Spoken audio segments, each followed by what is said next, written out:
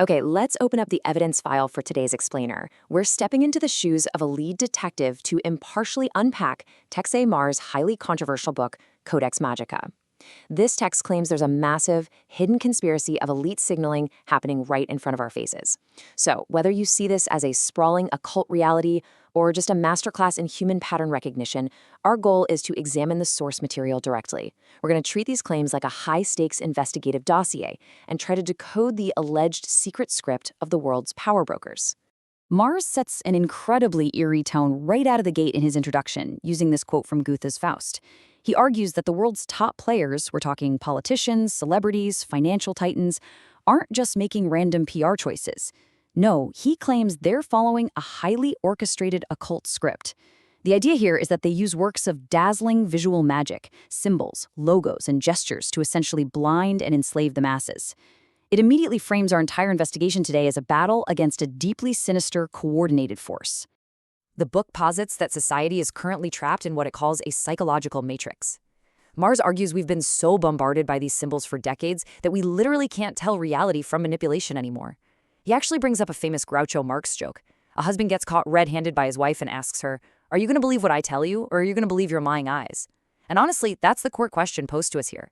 Are the symbols we see in the media every single day just harmless design choices, or are we looking at an insidious occult script? Section 1. The psychology of secrecy. So before we look at the specific symbols, why would they even do this? Mars outlines 5 main psychological motives for these alleged cabals. First up is pride. He argues these folks are completely addicted to power and get a sick thrill out of flashing codes right in front of the ignorant public. It's like the ultimate inside joke. Then you've got signaling and encouraging, basically identifying fellow members and reminding their lesser disciples of their massive unified strength. But the most jarring motive claimed in the book? Invocation. Mars argues these signals aren't just social handshakes. They are literal witchcraft rituals designed to call upon otherworldly demonic hierarchies to secure their wealth and global dominance. Section 2. Decoding occult hand signs. According to the text, hand signs act as an international secret language for Freemasons and other covert orders. Just look at this historical diagram showing numerical hand signs from a Renaissance text. Mars argues that the elite use variations of these supposedly trivial gestures to transmit incredibly complex coded messages right through the press and television. So, what looks like a politician just awkwardly resting their hand on a podium is, according to the author, a highly precise transmission of occult numerology to fellow insiders. And this really shows how deep the rabbit hole goes in this dossier. The book points to complex historical diagrams to back up its claims, like this Masonic 3x3 ritual from the Royal Archdegree. Through synchronized physical grips and stances, the initiates allegedly honor a composite satanic deity named Jahbuhlun. The whole argument here is that the modern handshake, or the awkward group photo op, is really just a sanitized, public-facing version of these deeply esoteric, ancient bonding rituals. Mars takes this a step further and connects these modern signals straight back to antiquity. On the left here, we have an ancient Egyptian priest in a leopard skin invoking a deity with his palms outward. And on the right, Pharaoh Ramses is mirroring that exact same gesture to Horus. The author compares these ancient poses directly to the raised, palms outward gestures we see constantly for modern politicians and leaders. He argues they're quite literally invoking the very same ancient Babylonian and Egyptian entities today. The text even identifies specific crisis signals used in the modern era. Take the grand hailing sign of distress. This is an alleged Masonic pose meant to be used in extreme emergencies to call for rescue from fellow members. Mars brings up a genuinely chilling anecdote about the infamous cult leader Charles Manson. The book claims that during his murder trial, Manson desperately and repeatedly used the grand hailing sign of distress right there in the courtroom. He supposedly believed the judge was a secret society member and was signaling him for a bailout. As we all know, it definitely didn't work out for him. But it's not all dramatic cries for help. Mars claims that even a seemingly simple, everyday pose, like resting a single finger on your head or temple, a gesture found in historical illustrations, is heavily coded. Within the context of the elite, this specific positioning is allegedly a secret signal indicating approval of someone's intellect. It basically marks them as fit for promotion to the next level of the societal hierarchy. Section 3. The all-seeing eye. The author zeroes in on perhaps the most famous example in the entire world, the Great Seal of the United States, parked right there on the back of the $1 bill. While most people might assume this is just a traditional symbol of divine Christian providence, Mars emphatically argues otherwise.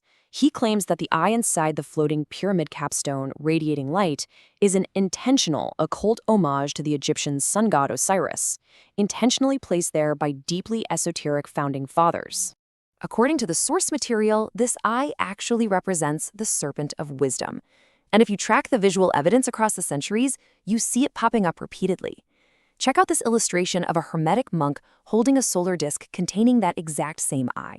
Mars argues that this symbol has been quietly carried forward by secret societies for generations, seamlessly transitioning from ancient magical texts straight into the modern logos of massive corporations, government agencies, and even law enforcement groups. Section 4. Triangles and Power Symbols. Take a look at this Russian political billboard. Notice the prominent triangular hand gesture made by the politician, which perfectly mirrors the triangular logo right up in the corner. Mars asserts that public figures use these specific hand positions to subconsciously reinforce their messaging to the masses, while simultaneously signaling the Illuminati worldview of black and white, yin and yang duality to their peers. It's multi-layered communication happening in plain sight. This visual duality ties directly into a concept the book refers to as the law of opposites. It's described as a Gnostic doctrine focused on reconciling good and evil to bring order out of chaos.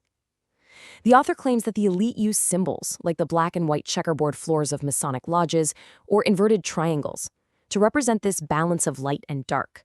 But here is the ultimate twist. Mars argues this is all a massive deception, suggesting that their true doctrine actually dictates that Satan rules over both forces equally. The text goes even further, linking overlapping triangles to hidden dark numerology. This intricate triple triangle you're seeing is known as the dragon's eye.